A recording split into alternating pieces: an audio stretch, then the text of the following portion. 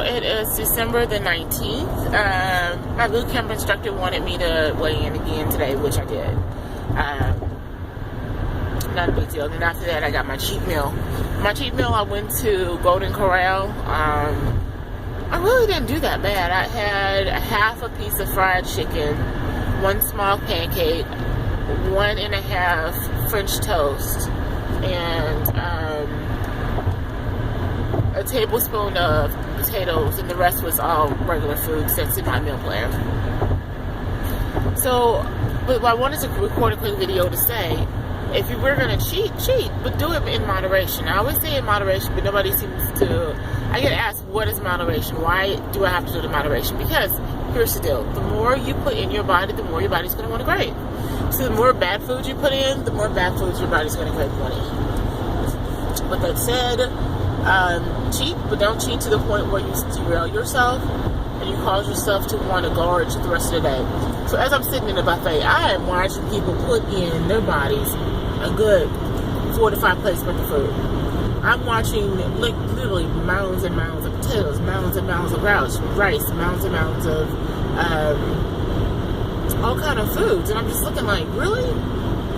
And when you get done putting it in your stuff, what are you gonna do with it? You just gonna let it sit on you? Well, okay, you let that sit on it. That's not gonna turn out to be a pretty picture. Now, don't keep in mind that just because you eat 3,000 calories does not necessarily mean you're gonna gain a pound for every 3,000 calories. It's a potential to gain, but it doesn't mean you're going to gain. Because every time we work out, we don't always drop a pound. So it goes vice versa. It goes for the same. But it's like playing Russian roulette with your life. Why would you want to do that? Why not make the right decisions and set yourself up for success versus saying, will this 6 fried pieces of fried chicken put a pound on me, or will it not? Let me take a chance and see what happens. And it's not about the numbers either. It's about how you feel. I feel when I ate that fried chicken, I only ate half of it for a reason, because I was starting to get queasy to my stomach. So I didn't want to eat it all. So it wasn't making me feel good, so why eat it? Why? Because I used to eat it does not mean I have to eat it now today. So I feel okay. I feel a little bit queasy to my stomach. I feel a little bit full because I drank 3 glasses of water. Really fast and very quickly and down the hatchet. So I'm feeling a little woozy from 3 glasses of water. But all in all, I feel fine. I am going to drive home, and believe it or not, I'm going to take a nap. I know I said in my last video I'm going to stop saying I'm tired, but I need a nap. I need one. And not because I ate, but because I'm tired. I almost said it. I almost did it, but I didn't do it. But I didn't. I'm a good girl. I flipped from a late evening shift to a morning shift the other day. So one night I did 3 to...